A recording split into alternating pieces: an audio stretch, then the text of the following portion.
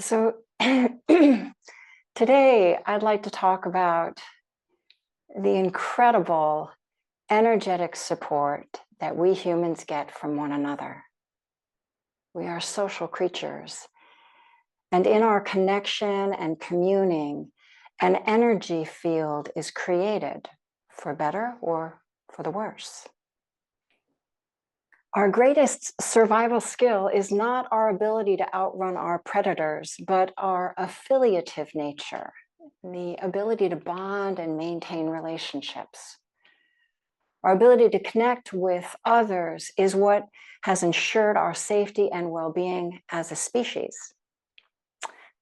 The Greek philosopher Epictetus said, "Be careful whom you associate with. It is human to imitate the habits of those with whom we interact. We inadvertently adopt their interests, their opinions, their values, their habit of interpreting events." So it's good to associate with people who are deliberately growing their hearts. Their presence pulls for the better sides of us. For example, I love being on any retreat, but especially I love being on a monastic retreat. Yes, they are indeed rigorous. We're up at 4:30 in the morning. We're meditating by 5, sit, walk all day long. But it is in seeing how we, lay folk, all of us who are at that retreat, how we are upping the bar of our own behavior in body, speech, and mind. And that support from each other, it just delights and uplifts the heart. Ajahn Sucitto calls this bright energy. I love being on any retreat because when we as a group are more careful and more caring, good things start to happen. Random acts of kindness begin to appear with greater frequency. Smaller moments of connections are magnified. Gestures of offering and receiving come forth. Dana shelves are stocked with the currency of generosity. A warm pair of socks, a hat, a sweater, vitamins, supplements, coffee, all freely given to whoever may need. And of course, there are the occasional notes of thanks, or a chocolate that's left in a shoe outside the meditation hall. All of this, and not a word has been said, yet the atmosphere is bright with goodwill. So, despite the dominant images of spiritual practice occurring in solitude, I would suggest there's the importance of connection, affiliation, and spiritual friendship that's absolutely essential for progress on the path.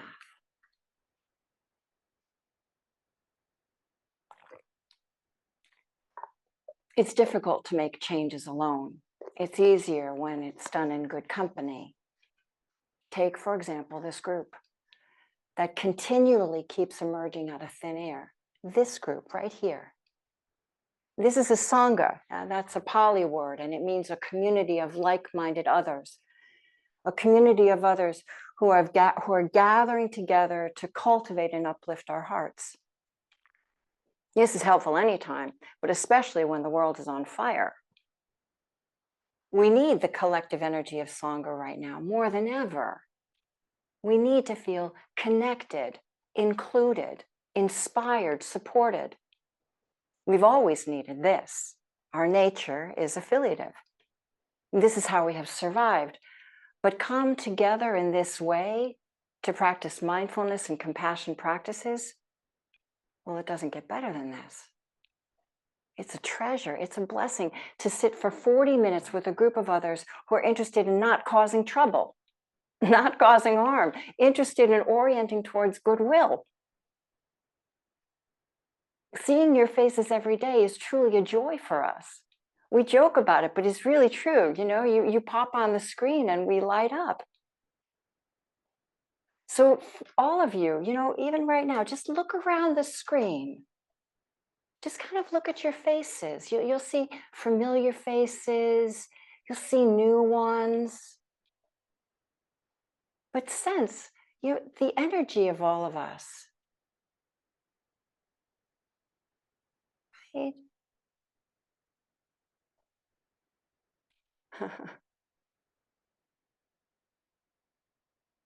At the end of meditation, I usually invite you to notice the collective, to notice you sitting here with us and us sitting here with you, and to feel into the field of goodwill that we've created alone and together.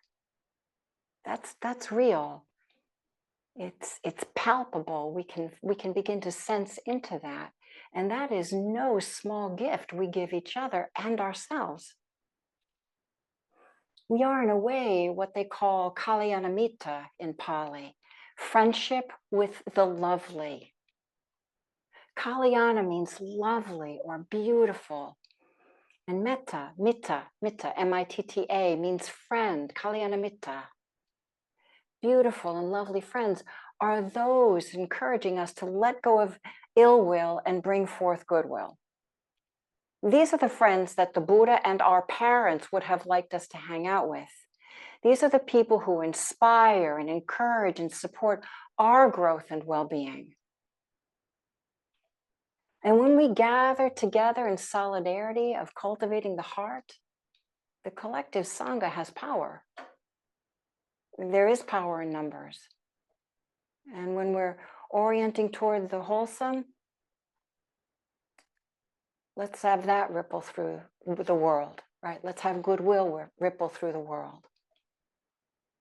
And when we can draw on the Sangha energy, it gives us support when we have a hard time.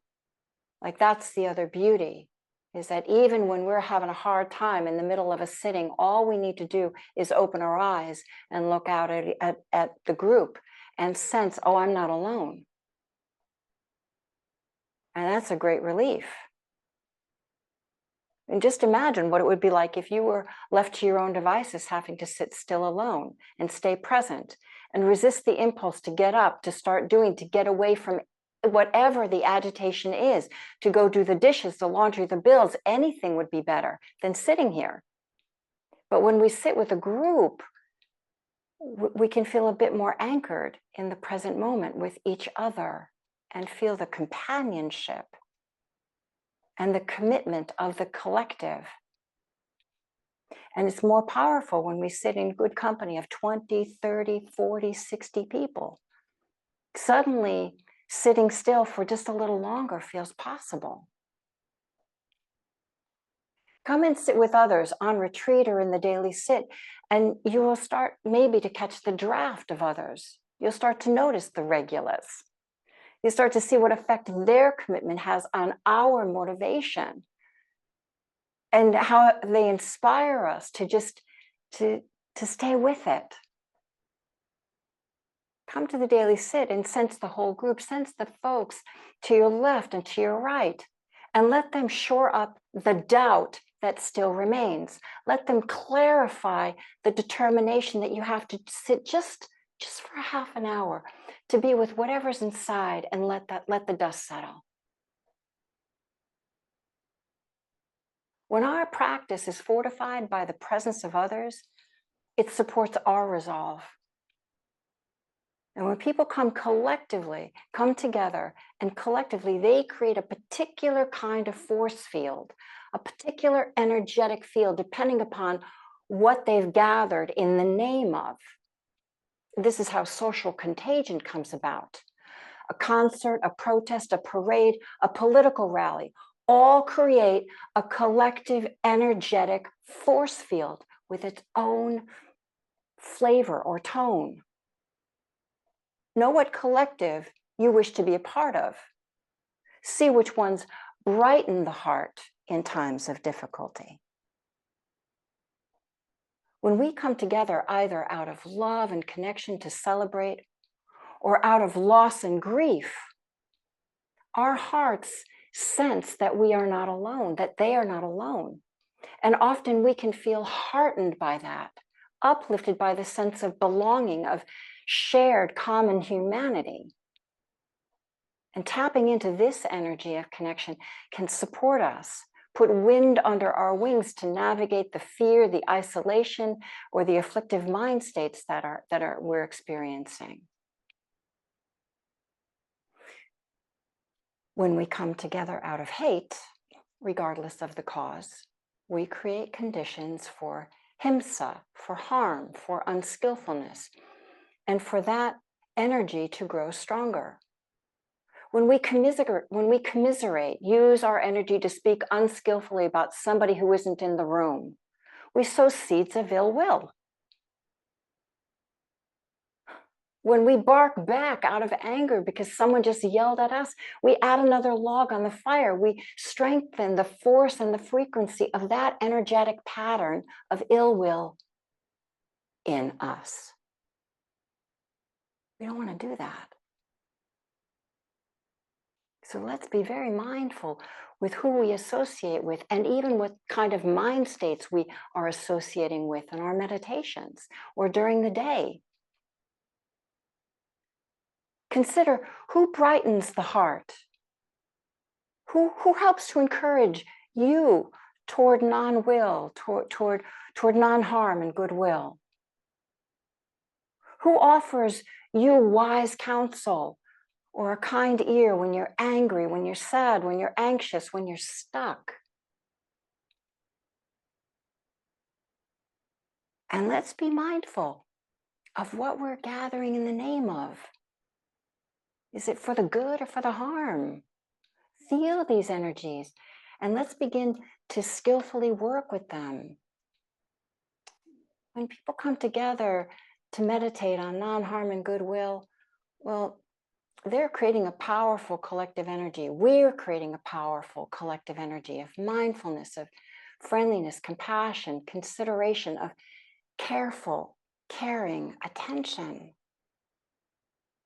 These wholesome energies we want to make much of. We want to see them, we want to feel them, and boy, we want to savor and make much of them.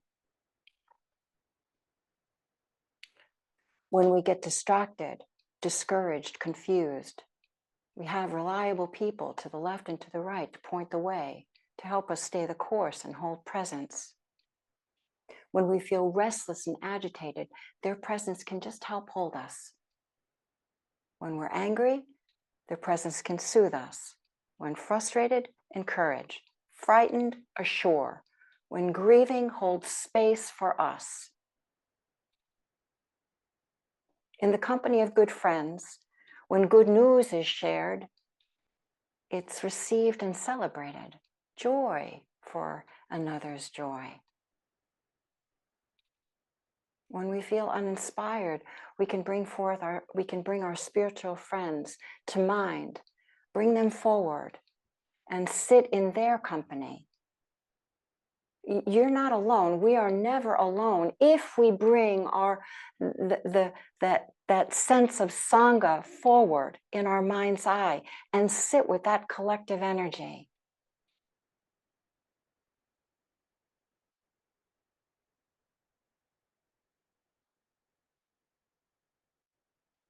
Spiritual friends help us to remember what is too important to forget, that we're not alone, that others share the value of putting forth energy in the service of letting go of suffering and bringing forth goodwill and non-harm. We have good company even when the going gets tough. So let's make use of that, both on and off the cushion. We can do this. It's for our welfare and for the welfare of all that we encounter. Thank you for your kind attention. All right, and with that, I invite you to turn your kind eyes to the physical body and see how it is at this moment. Open it up, make some room.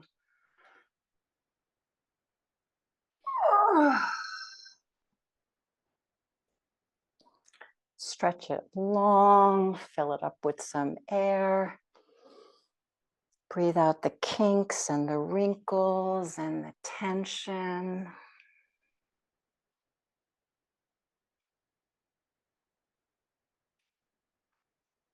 These are loosening the afflictive energies and bringing forth calming and easing energies.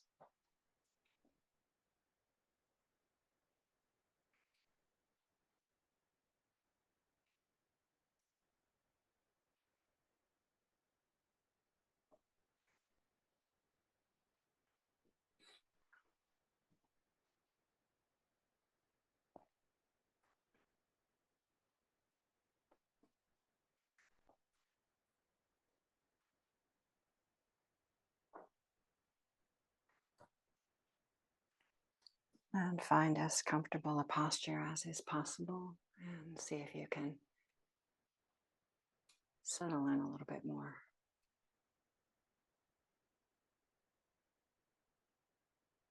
into stillness.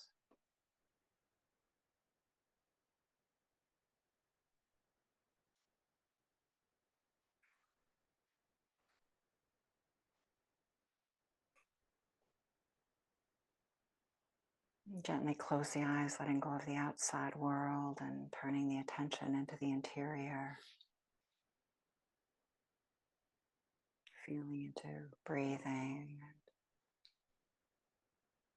and gently opening up the torso and softening around the shoulders and the face.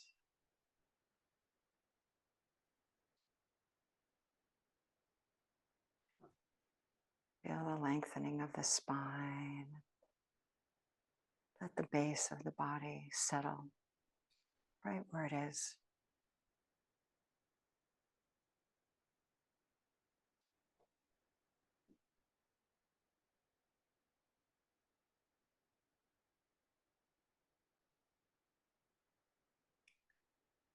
Soften the gaze and soften the attitude and feel into that quality of caring attention.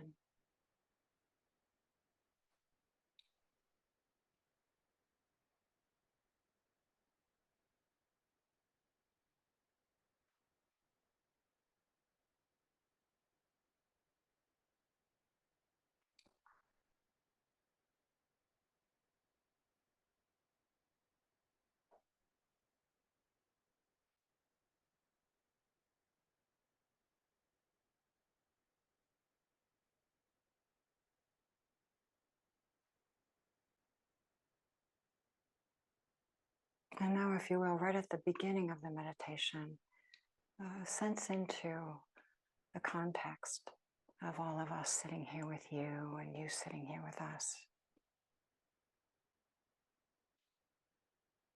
Each of us making room for ourselves and each other.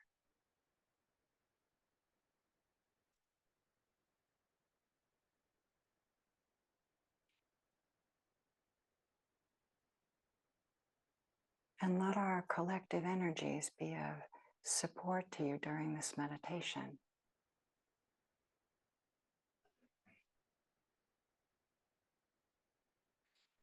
So anytime you get stuck or feel caught, overwhelmed, or you want to stop, pause for a moment and maybe even open your eyes and look around. See all of us sitting here with you.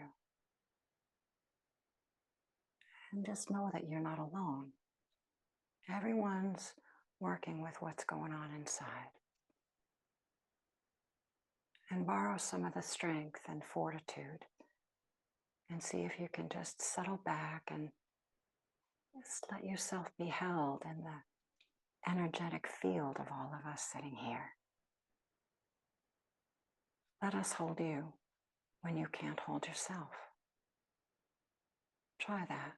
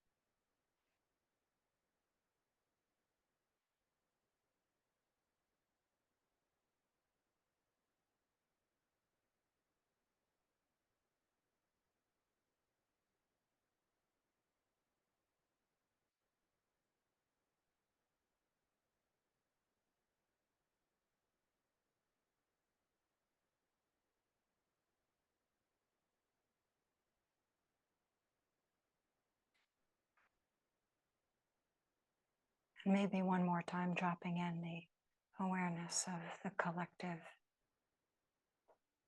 and letting that refresh the interior atmosphere of caring attention.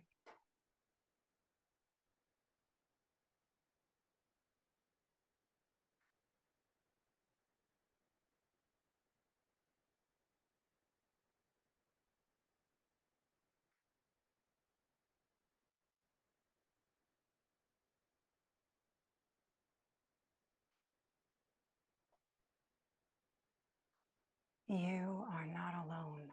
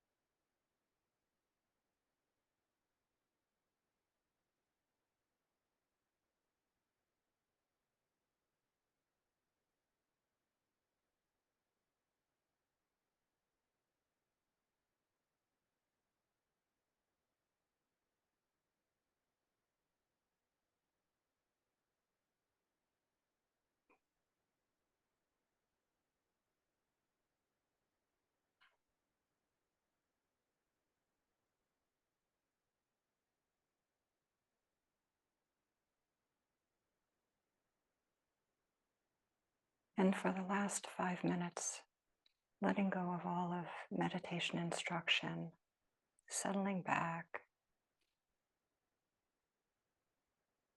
being and breathing and resting in a field of goodwill.